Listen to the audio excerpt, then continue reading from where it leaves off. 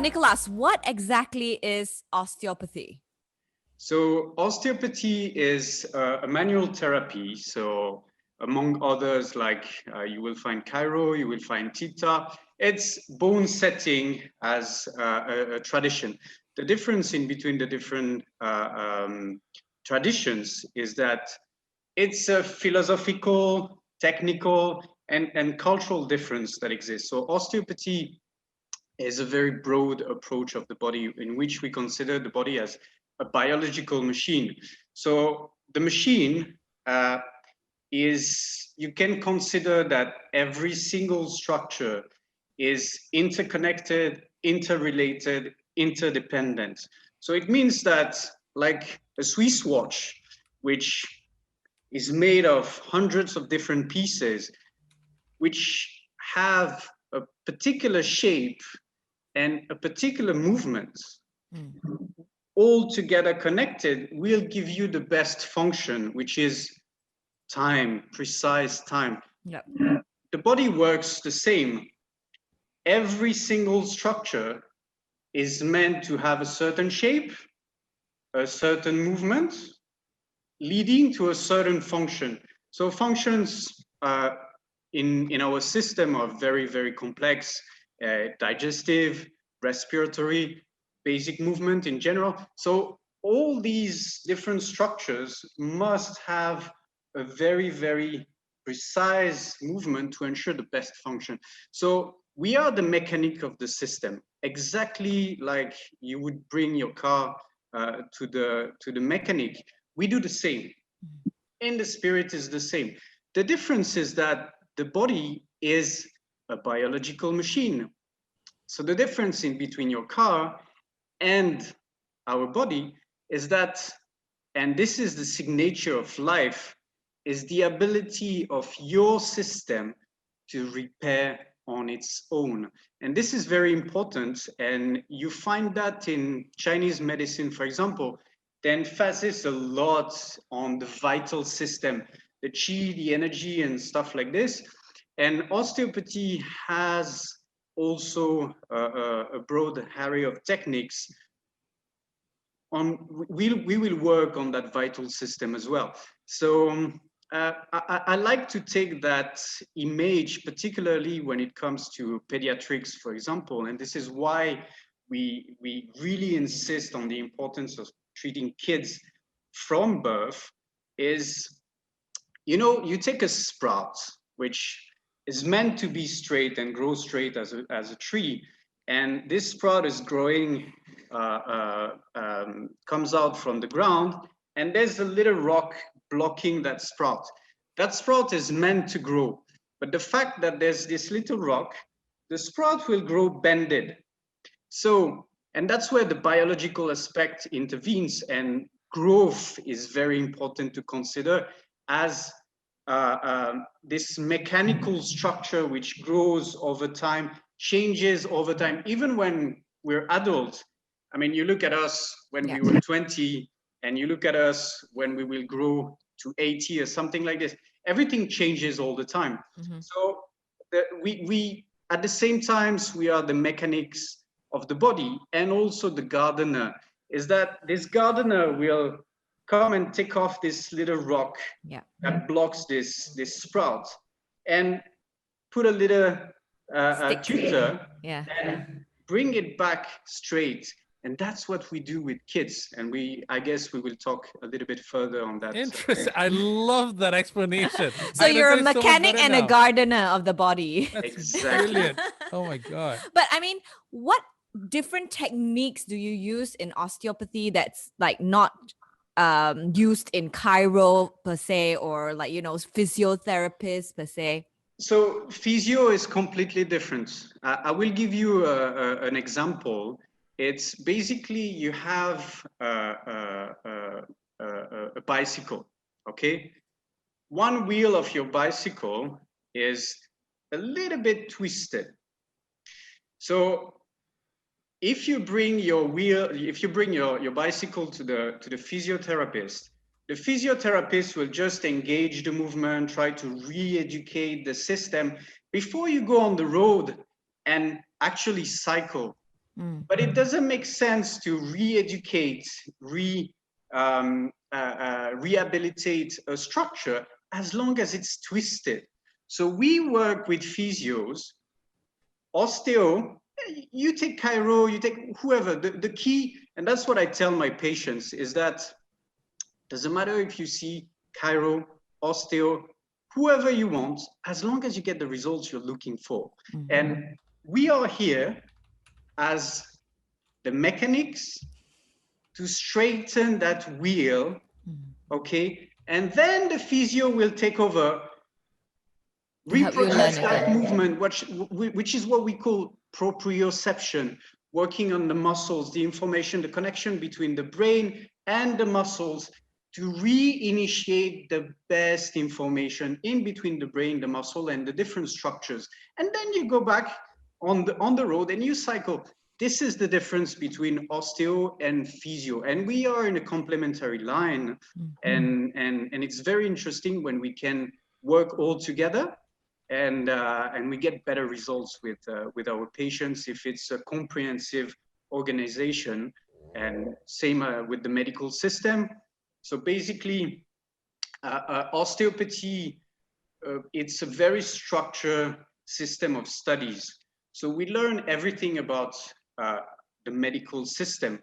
We learn anatomy, physiology, all the diseases and stuff like this, because the first thing that we do is to make sure that that particular patient that we see, we can treat them. Because if you take someone that comes with a back pain and underneath the back pain is due to a cancer, you have to be able to at least not diagnose, because we are not meant to diagnose, but get those red flags and say, okay, this, you go to see your doctor first, you do a blood test, you take an MRI, whatever. Then if everything is clear, then you come back to us, because we are first liners. Patients, they come to us for first consultation. So we have to be extremely precise on our ability to diagnose if that patient is for us or not. So that's very, very important. And that makes the difference with many practices where they learn just a little bit here, a little bit there. No, there's a really strong medical background in our studies. And I guess this is what makes osteopathy so popular as well, because it's very, very structured. So basically, osteopathy, if I'm trying to put this together, so chiropractors are very focused on joint pains and whatever, but osteopathy also looks at that, but as a whole picture in a way. Yes, to be precise, the thing is, I mean, we can talk for hours about how osteopathy and chiro, but basically osteo and chiro at some point, we were kind of linked, okay? So then we took different streams, and chiropractic emphasizes more on the spine, okay? So it's a lot to do with the spine, and now chiropractic has integrated a lot of work with machines and things like this. We don't work just on the spine, and we don't use machines. We work on the whole system, because again, we consider that any part of the system, any bone, any organ, any structure, which whether it's a soft structure, whether it's a hard structure like bones, whether it's a membrane, if that particular structure is out of balance, it's very important to understand that notion of movement. You take a structure which is meant to move in all directions of space. If that structure is unable to go towards certain directions, then you will start to have some disruption in the mechanic. And then this disruption may spread around, and eventually, with more blockages here and there, disturb the entire system. And this is where osteopathy works differently, because we integrate every single structure. Okay. So what kind of ailments then would best benefit an osteopathic treatment? Is it just pains or like aches, or can you heal other ailments as well? So I'm going to answer differently. Every single ailment which is caused by a mechanical disruption, a mechanical imbalance, is worth being treated in osteopathy. Okay. So most of the aches and pains, ailments that one will experience in life, most of the time they are linked with mechanical imbalances. The reason why is that you don't have many possibilities.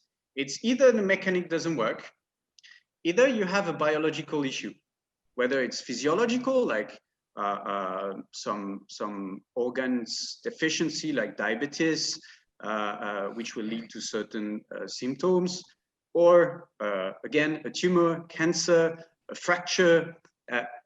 These are the things that are kind of out of our job scope, because there's a biological reason which explains the ailment. For example, I will take cases of difficulty to conceive for women.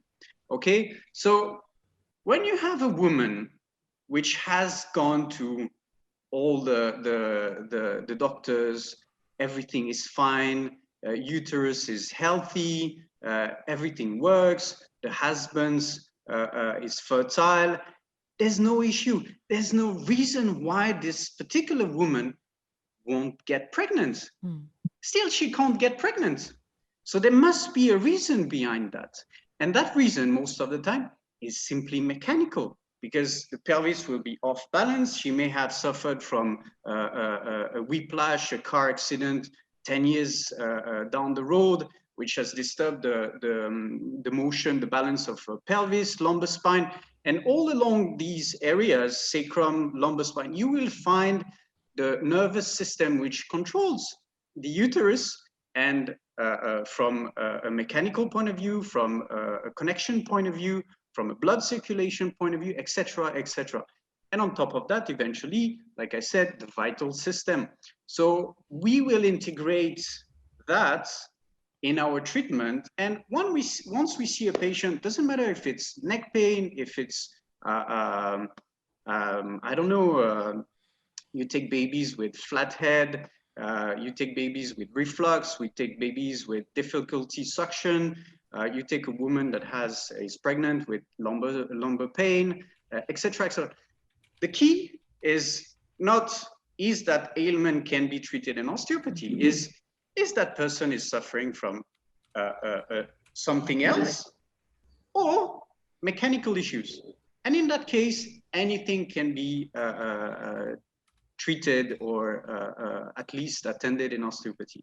Okay. I've actually went for, oh, I can hear my own. Okay. I've actually been for a osteopathy treatment once. And I was like, what are you doing? Because they were just like shaking me on the back of the neck and Really? like shaking here and stretching a little bit. And I was thinking it would be more like chiro, where you go to a chiro, right? They will crack your bones and things like that. So this technique is very unique to osteopathy, isn't it? Like It is. the It is. shaking, just So I don't know what they were doing, but like they were just shaking me. I'm going to explain you. So you have two big families of techniques, okay? One is pure mechanical technique, which is what we call the direct techniques, okay? So basically you have a structure, that structure doesn't want to go right, for example, but goes left. What you do, you push to the right, basic, okay? This is what you're used to, those cracking, manipulation, and stuff like this, okay? The second family of techniques is you bring that structure, which doesn't want to go right, but wants to go left. You bring it to the left smoothly, you follow just the tissues, and by mechanical reaction, slowly the tissues will pull it back to the right, okay? it's just a rebalancing because you're using the tensions of the tissues in the direction where the body wants to go. So it's like if I take you with me and I can push you or I can pull you towards me, and step by step your balance will push you back into the balance balance area. Okay. This is what we do, and on top of that you have all the techniques around the vital system. So you have different rhythms, biological rhythms that have been identified in osteopathy. So basically it's the expression of life. So you have a rhythm which we call the primary respiratory system, which is basically an expansion, retraction. Usually it's a rhythm that is about 8 to 12 pulsations per minute. It's much slower than the respiratory system.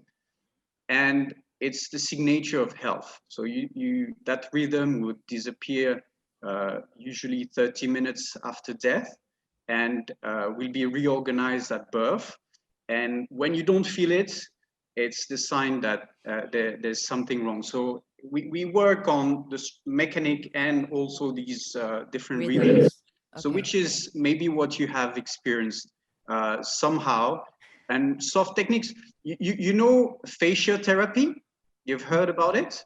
So basically fascia therapy or craniosacral therapy, these are techniques that have been extracted from osteopathy and used uniquely to treat patients, but it's simply one of the techniques that we use. Okay, so it's more of the soft approach than the cracking and the and the realigning of the spine. Exactly. So you have different streams in our history, and some streams were more focused on the musculoskeletal techniques. Some streams were more towards the craniosacral therapy. Some streams were more visceral. Some streams were what we call biodynamic, which is really working on these biorhythms.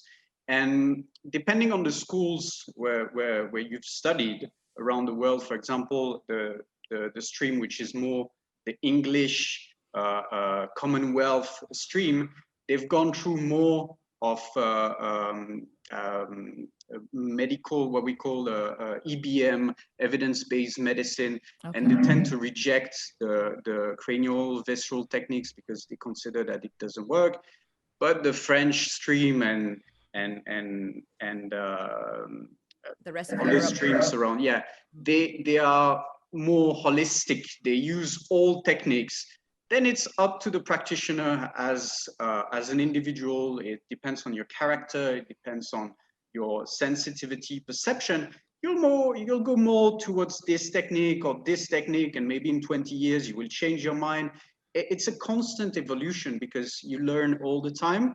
What you've learned when you finish your studies, basically you haven't practiced yet because you have a database of information which are intellectual information and a little bit of experience, but you have to build up that sensory database touching 1 patient, 1,000 patient, 10,000 patient, and you will have each time a new sensory experience which will allow you to fine-tune your sensory experience and how you perceive tensions and stuff like this.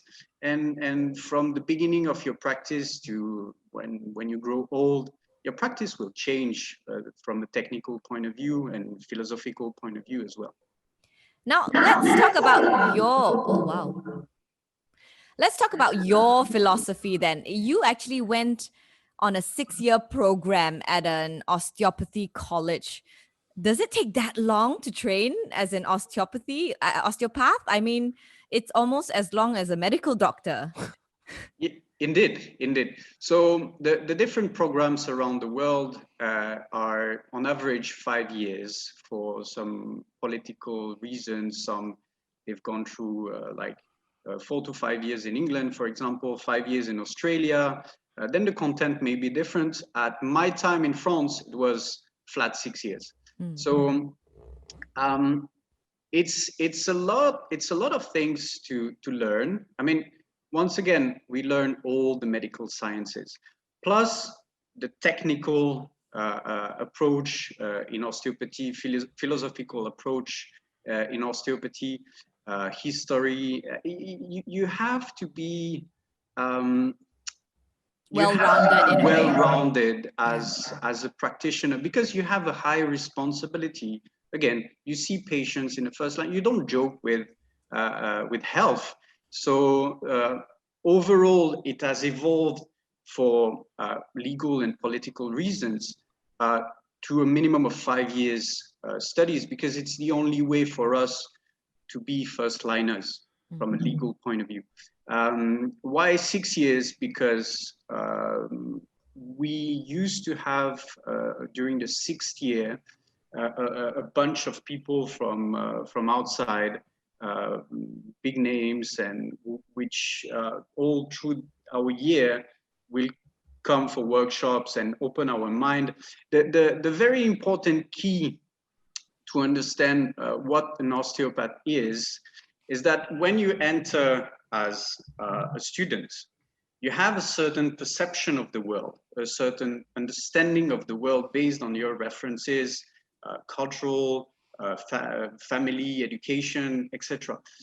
You will have to deconstruct your perception of the world, because everything that you know has to be changed to perceive the body, to perceive the individual, to perceive the universe in a very, very different manner, in a very holistic manner. And this takes time.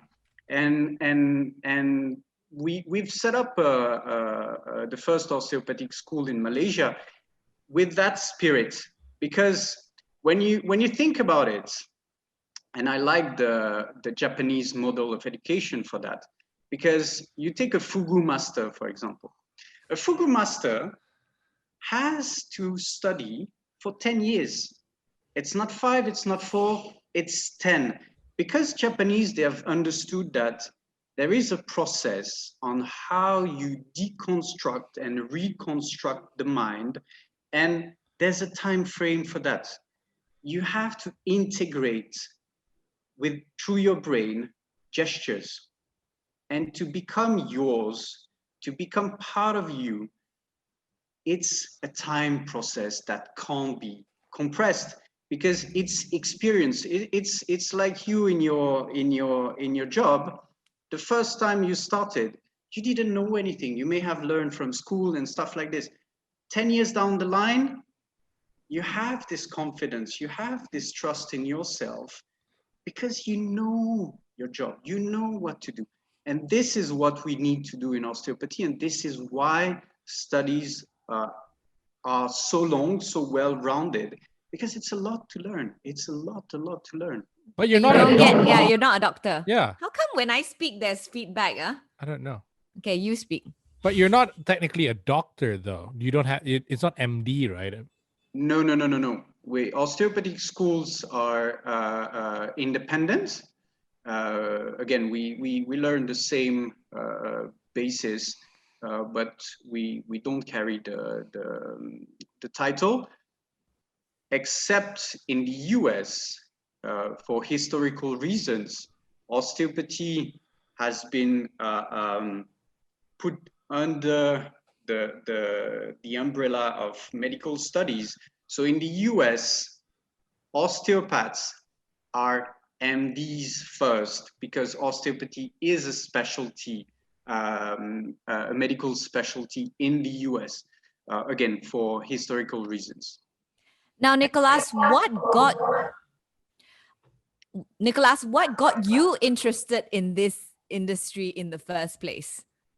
Well, that question is more like a life kind of question, because you know, when you're 18, you got your baccalaureate in your pocket.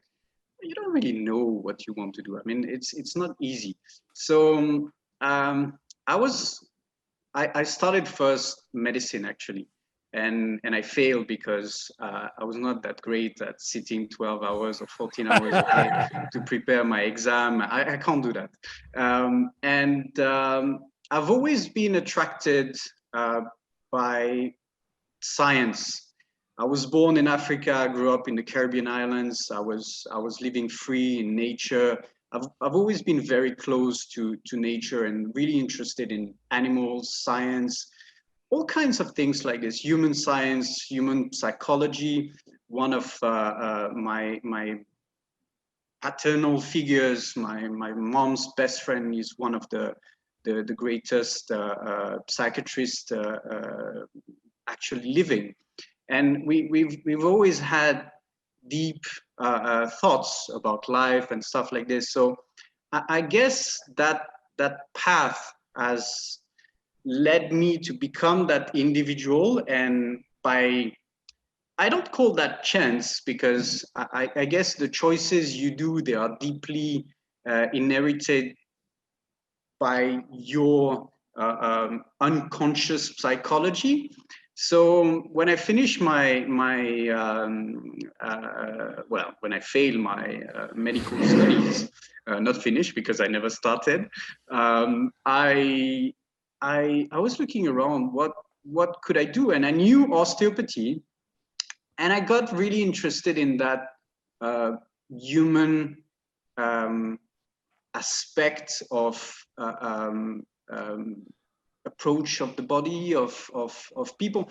I mean, honestly, I didn't know what was waiting for me there, but I did like it. I started my studies, and one day there was an event which I didn't understand why I was there. At the beginning, it was, osteopathy in France at that time was booming. Everybody was getting into this, and at the end of the year, I was like, man, you're not gonna succeed in that field because there are too many people. It's the market is completely saturated.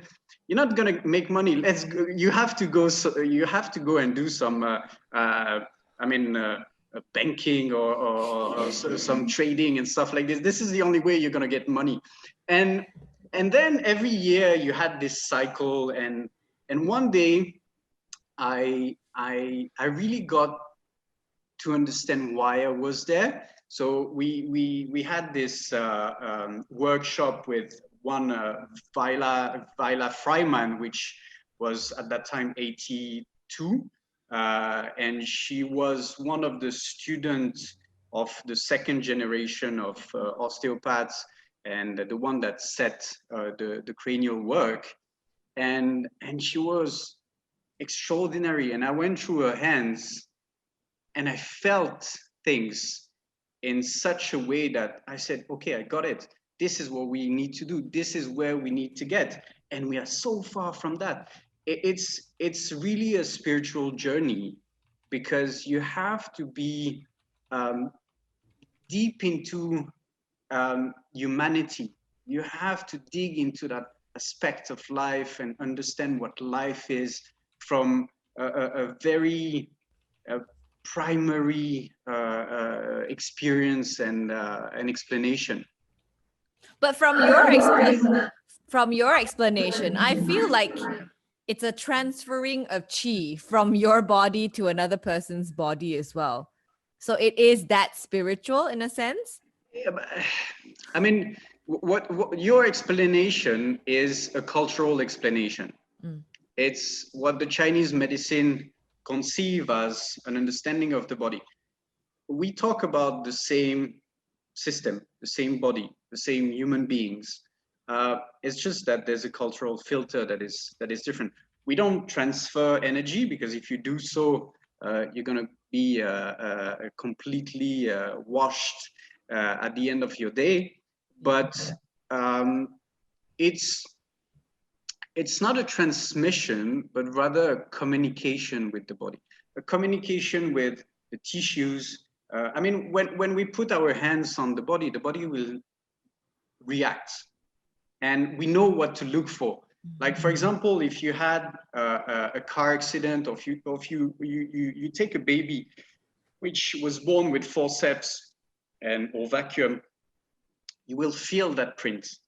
It's there, it's printed there, and you know it because, again, you have this experience, sensory experience database, and you've touched hundreds, thousands of babies which were born with C-section, vacuum or forceps, and you know that baby was born like this, and you know that that person had a car accident 10 years down the line, 15 years down the line, and this is what. So there's a whole set of language communication, which is different from the verbal communication, and we have access to this. Understood. Okay. Can you tell us some of your most Oh, why is there feedback? Okay. Can you tell us a little bit more about can you tell us some of your more memorable success stories of patients that you've helped through the years? That's a very complicated question. I mean, you know, we had, I will talk about areas or ailments in general. I mean, you know, the pride that you have to have a woman which has tried to conceive for the past 5 years, 10 years, and without success. And yeah, I may have one story about that. It's kind of a bit sad, but it's beautiful. And one of my friends, so she was trying to get pregnant for the past 5 years. Went under all kinds of medical treatments, hormonal treatment, heavy things. She put on weight. Her health was really deteriorating, and it was difficult for her, but she had deep inside of her this strong desire to have a child. And I said, come, I'll see what I can do for you. We're going to work. And actually, her husband was a pilot, so he would not see her so often. And we did one session, and at the end of the session, I said, the reaction of the body is very good. I think your body is ready. When you see your husband, next time when he comes, just ask him to bring you somewhere, have a weekend together, and enjoy your life. And she got pregnant. Wow. And she got pregnant, and she changed completely. She completely changed. And unfortunately, due to the heavy hormonal treatments she went through all these years, during the pregnancy, she declared a cancer, breast cancer, very aggressive breast cancer. She got treated, gone through the breast cancer, delivered a baby, beautiful boy, healthy. He came up, you know, like with his eyes like this, and he always had this wide open eyes like that. And she really, it's a story of love, you know. She really beat the cancer and raised a child. For many years we were in contact, and unfortunately years later she declared another cancer. And she told me, you know, whatever happens this time, I've given birth to a wonderful child, and whatever happens, I've done what I had to do in life. And unfortunately, she passed away. But you know, this reminds me how we could help people without going through these heavy treatments.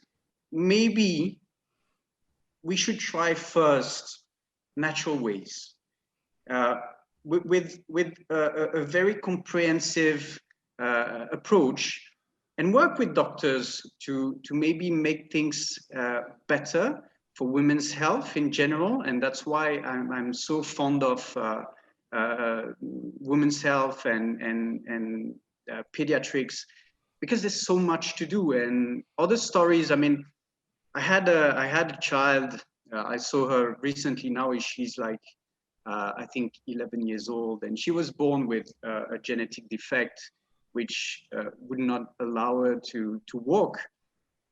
And she really didn't like me. And still today, when she sees me, she's a very shy kid, and she was screaming all the time each time we were treating her. But you know, after a few sessions, she started to walk. And till today, each time I see the parents, I see how much love, how much appreciation they have, and to bring me their kid, and see this kid growing. It's been maybe 6 or 7 years that I'm following that child, and doctor said she will never walk, and there was just a big mechanical blockage on her pelvis, which didn't allow the mechanic to function. We did boom, boom, big technique on the sacrum. 2 days later, she started to sit. She started to push on her legs, and the parents send me messages, and I receive messages like this every day, all the time. Simple ones.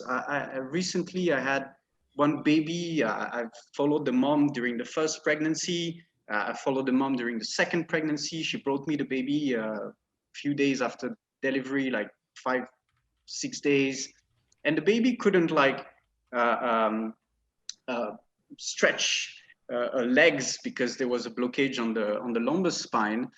And immediately after the treatment, she told me she's so relaxed, and now she goes to the toilet nicely.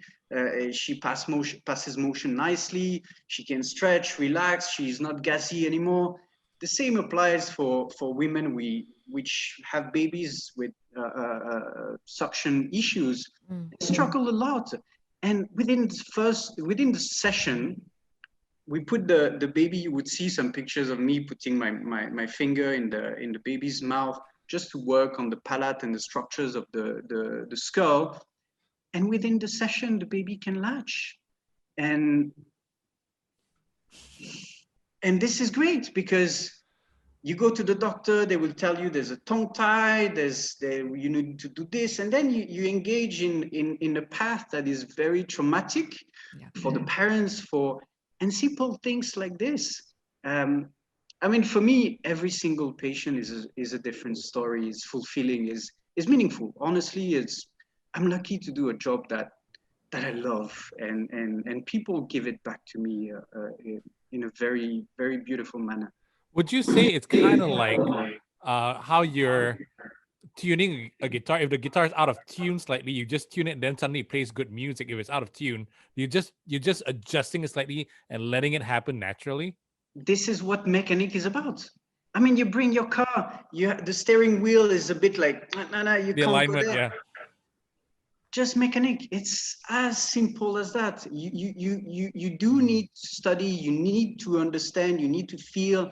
There's a long process to get there, but the laws of physics, the laws of mechanic, they apply to every single structure in this world and every single biological structure. It's as simple as that.